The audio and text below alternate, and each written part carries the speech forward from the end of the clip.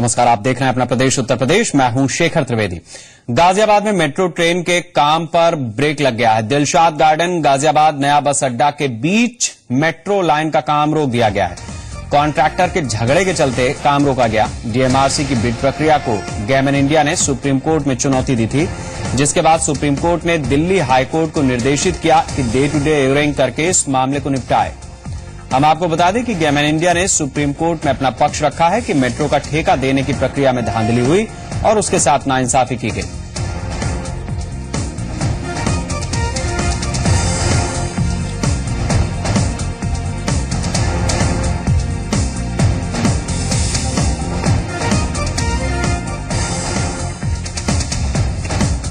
और हमारे साथ प्रशांत जी हैं, वकील है सुप्रीम कोर्ट के। प्रशांत जी, हमारे दर्शकों को बताएं कि ये पूरा मामला क्या है, किस तरीके से गैमन इंडिया सुप्रीम कोर्ट गई और क्यों ये काम रोका गया है। डीएमआरसी एक टेंडर निकाला जो दिलशाद गार्डन से गाजियाबाद नए बस अड्डे तक मेट्रो बननी थी। उस मेट्रो में कई लोगों ने पार्टिसिपेट किया। एक इंडियन कंपनी गैमन इंडिया ने भी पार्टिसिपेट किया। जो क्वालिफाइड था उसका बिड अमाउंट भी 26 करोड़ रुपए कम था, लेकिन किसी वजह से डीएमआरसी ने उसको गलत तरीके से ब्लैकलिस्ट तो नहीं कहूंगा, डिस्क्वालीफाई करके एक चाइनीज विद इंडियन पार्टनर के साथ उसको दे दिया, जिसका अभी तक किसी इंडिया में काम शायद नहीं किया है। इस बात का हमने चैलेंज किया दिल्ली हाई कोर्ट में। दिल्ली हाई कोर्ट ने उसे नोटिस कर दिया और 25 फरवरी डेट लगा दी, लेकिन स्टे नहीं दिया था। उस ऑर्डर को सुप्रीम कोर्ट में चैलेंज किया। सुप्रीम कोर्ट ने आज स्टे कर दिया और कहा कि दिल्ली हाई कोर्ट 25 तारीख को डे टू डे हियरिंग करेगी। प्रशांत जी, मैं ये भी आपसे जानना चाहूंगा कि जिस तरीके से गैमन इंडिया को काम नहीं दिया गया, तो जाहिर सी बात है कि कुछ आपत्तियां लगाई गई होंगी।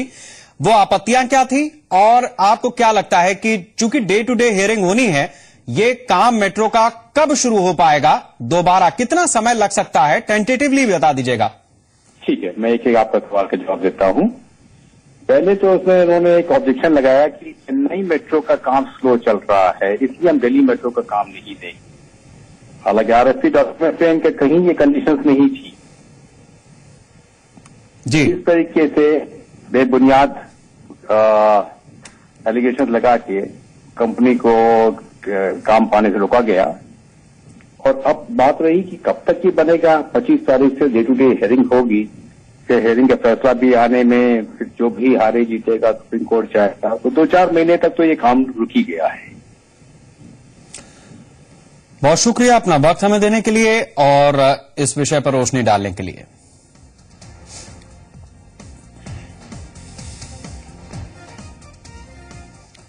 लखनऊ में महिलाओं की हत्या के लगातार मामले सनसनी बढ़ा रहे हैं। आज फिर 24 साल की युवती की हत्या कर उसका शव टुकड़ों में फेंक दिया गया। पहले पुल के नीचे 2 पैर मिले, फिर नहर से युवती का धड़ बरामद हुआ। घटना पीजीआई इलाके की है। महिला की अब तक शिनाख्त नहीं हो पाई।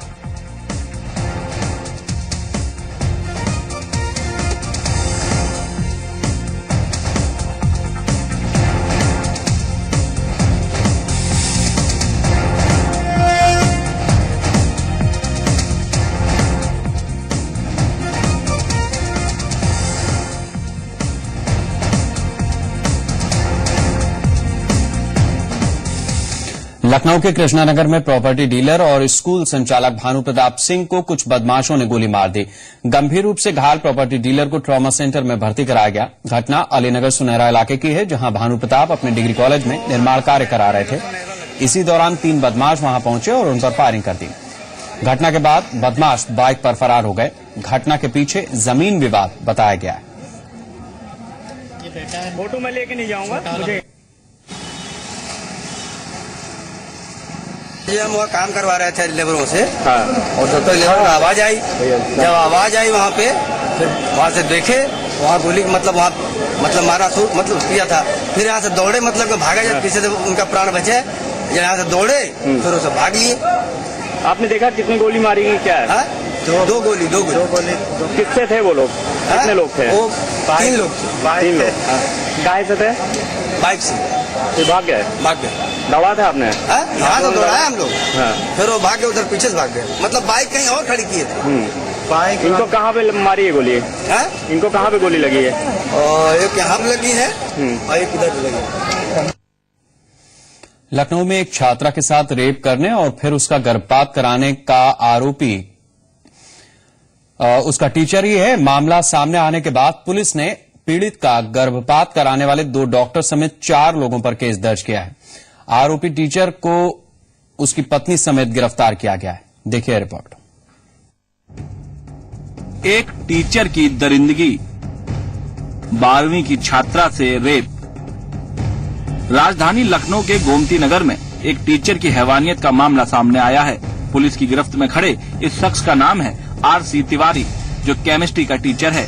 लेकिन जब आप इसकी काली करतूत के बारे में सुनेंगे तो आप भी सन्न रह जाएंगे।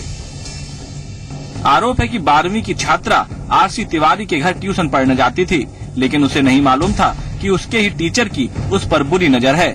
आरोपी टीचर बीते कई महीनों से छात्रा को नशीला पदार्थ खिलाकर उसका यौन शोषण कर रहा था और मुंह खोलने पर पीड़ित को धमकी देता था। यही नहीं, गर्भवती होने पर पीड़ित का एक निजी नर्सिंग होम में एबॉर्शन कराया गया था और इस पूरी साजिश में आरोपी टीचर की पत्नी भी शामिल थी।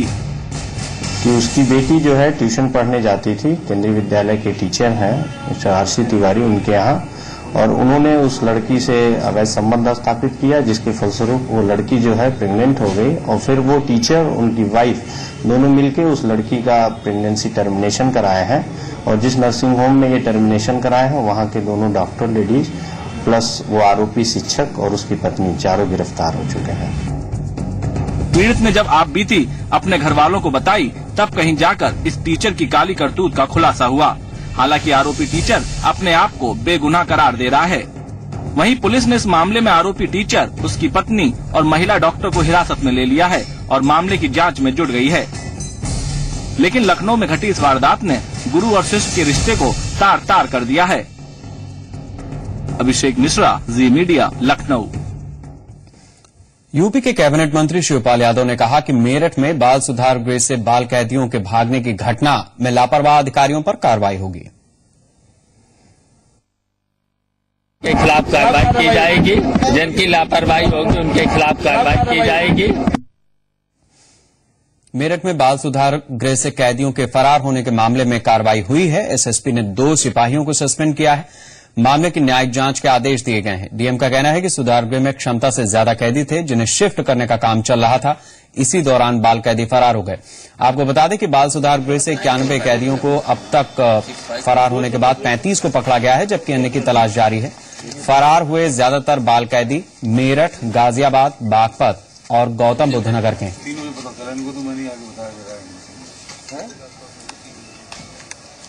ये थाना नौचंदी क्षेत्र में राजकीय बाल संप्रेषण गृह से 91 बाल यहाँ से जो है आज मॉर्निंग में करीब 3 बजे के आसपास चद्दरें एक के साथ एक बांध करके सेकंड फ्लोर से यहाँ से उतर के निकल गए हैं, जिसमें 26 बरामद किए जा चुके हैं। मेरे द्वारा अभी पूरी चेकिंग कराई जा रही है और जो पड़ोस के जनपद हैं उनसे भी वार्ता की गई है।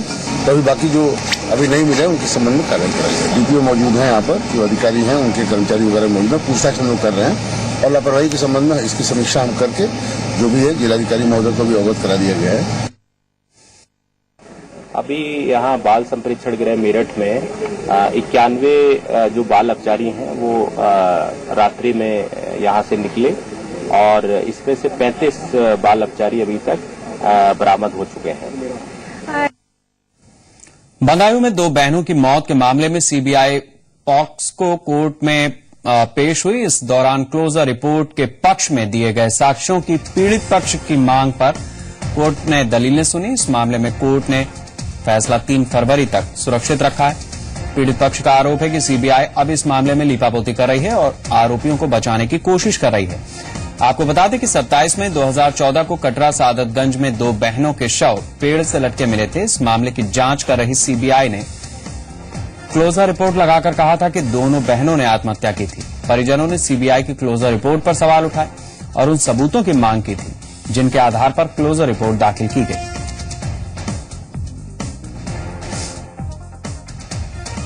उसका ऑब्जेक्शन फाइल किया, जिस पर हमने भी ऑब्जेक्शन किया और दोनों पक्षों का आर्ग्यूमेंट हुआ। आर्ग्यूमेंट के बाद कोर्ट ने कल के लिए ऑर्डर रिजर्व कर लिया। कल कोर्ट शाम को आदेश करेगी और जो भी कोर्ट का आदेश होगा वो हमें मानेंगे। एप्लीकेशन दी थी, उन्होंने कहा हम काफी अभी नहीं देंगे। उस पर हमने पैसा दाखिल किया, लॉ दाखिल किया है। चाहे 3 डेट्स हो चुकी हैं और वो जानबूझ के मुकदमे को डेलिबरेट कर रहे हैं और जानबूझ के कोर्ट से भाग रहे हैं। हमारा सबमिशन ये कि जो सारी रिपोर्ट में क्रेशियल एविडेंस है वो उन्हें पहले तलब फाइल करना चाहिए ताकि हम उसको चैलेंज करें। का कुछ उसमें बचाने का पूरा प्रयास कर रही है अपने मुलजिमों को। हम तो यही चाहते हैं जो हमारा जांच वही है पुलिस से, जो रमांडी पे गया था पप्पू, वो वीडियोग्राफर इन्होंने ली है, वो हर जगह उसने बताई है जहाँ जहाँ वो लड़की पकड़ी और जहाँ पे रेप किया, जहाँ पे मर्डर किया, उस जगह को वीडियोग्राफर बनी थी। वो इनके पास है, सब चीजें क्यों छुपा रहे हैं? वो कोर्ट को सौंपिए।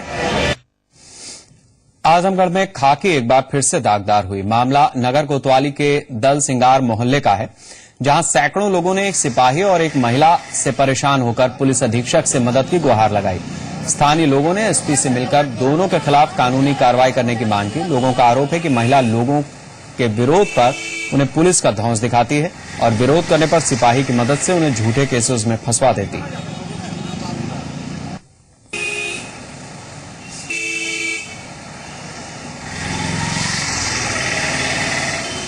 कहीं है एक हस्बैंड वाइफ का झगड़ा है और इनका कहना है कि हस्बैंड के बगैर मर्जी के इसकी वाइफ जो है किसी को बुलाती है, तो उस संबंध में कुछ और लोगों पर भी आरोप लगा है, तो उसकी जांच करके कार्रवाई की जाएगी।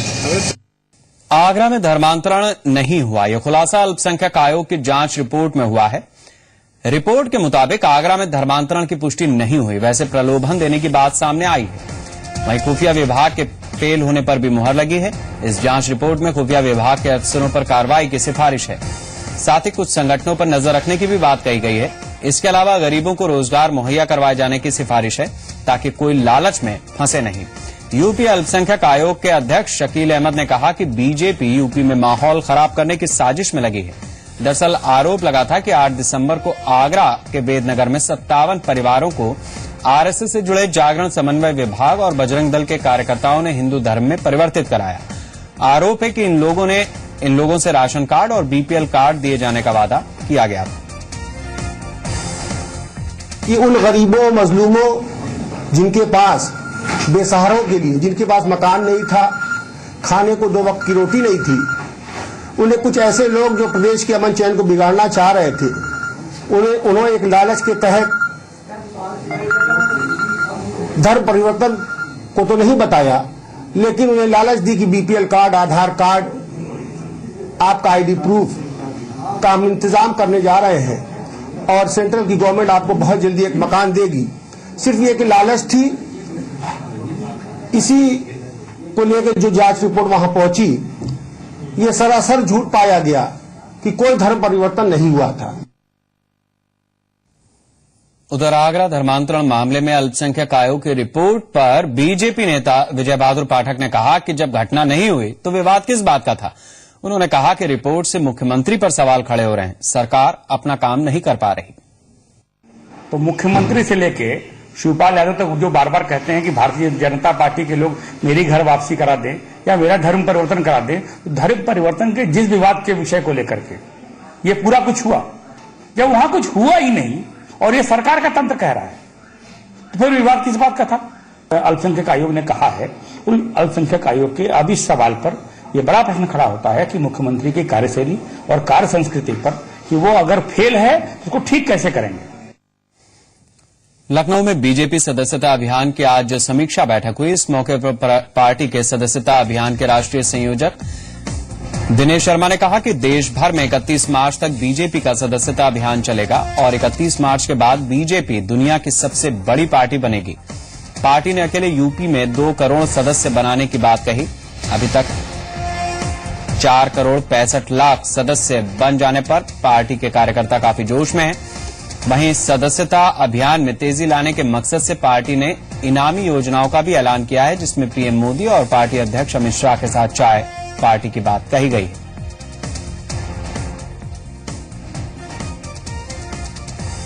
सदस्यता का महाअभियान प्रारंभ किया है। इस महाअभियान का जो मूल तत्व है वो ये कि हमने वर्ष 2015 को सदस्यता महापर्व के रूप में मनाने का निश्चय किया है। तमाम ऐसे कार्यकर्ता हैं जिन्होंने 10,000, 20,000 से भी ऊपर अकेले सदस्य बनाया। उनकी मॉनिटरिंग करने के बाद में जो सदस्य प्रदेशों में सबसे ज्यादा बनाएंगे पूरे देश में, तो प्रदेश के से नाम लेकर पूरे देश में जो सबसे ज्यादा बनाने वाले कुछ लोग होंगे, उनको निश्चित रूप में राष्ट्रीय अध्यक्ष के साथ में चाय पर चर्चा का मौका मिलेगा। हो सकता है माननीय प्रधानमंत्री जी भी स्वयं उपस्थित हो। वहीं दूसरे सियासी दलों के नेताओं का बीजेपी में शामिल होने का सिलसिला भी जारी है। बीएसपी नेता दारा सिंह जल्द बीजेपी में शामिल हो गए हैं। दारा सिंह लोकसभा में बीएसपी के नेता रह चुके हैं। दारा सिंह अति पिछड़े वर्ग से आते हैं। बताया जा रहा है कि दारा सिंह को दिल्ली चुनाव में पूर्वी यूपी के मतदाताओं को पार्टी के साथ जोड़ने की जिम्मेदारी दी जाएगी। वहीं आईएनएलडी नेता अवतार सिंह भड़ाना भी बीजेपी में शामिल हो गए। भड़ाना कांग्रेस की टिकट पर सांसद भी रह चुके हैं। इसके अलावा बताया जा रहा है कि बीएसपी नेता रामशंकर राजभर भी जल्द ही बीजेपी में आ सकते हैं।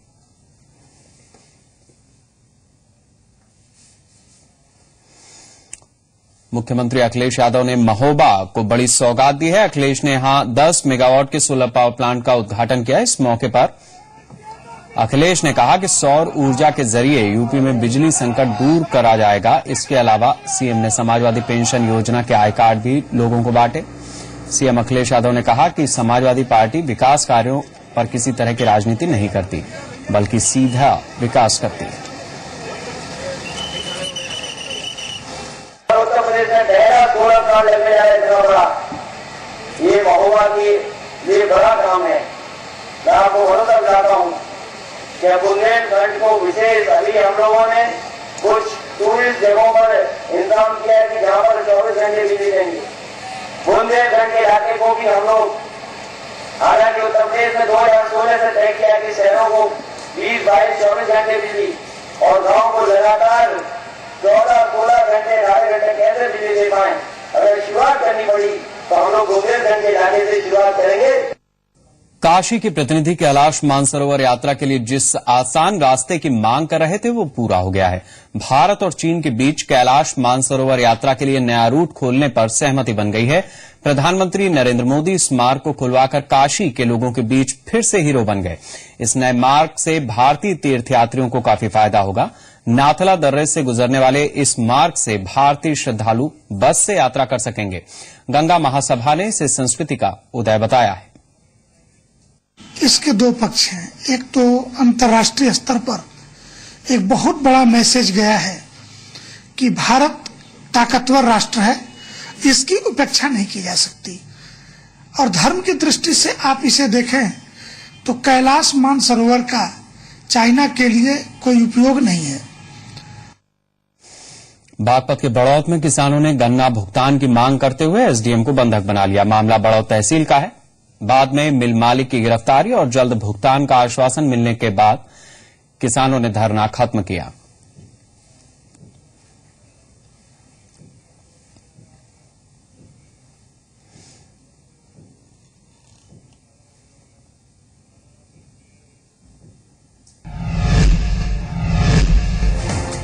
मुरादाबाद के मंझोला इलाके में पंजाब से तस्करी करके लाई जा रही 42 पेटी अवैध शराब के साथ एक तस्कर को गिरफ्तार किया गया। पुलिस को सूचना मिली थी कि फरीदाबाद से भारी मात्रा में अंग्रेजी शराब मुरादाबाद पहुंचने वाली है। इसके बाद पूरे इलाके की नाकाबंदी की गई।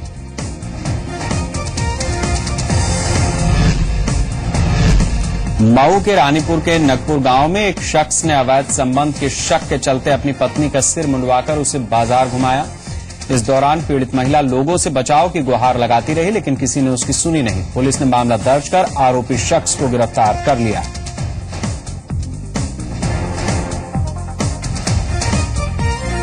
इस बुलेटिन में इतना ही।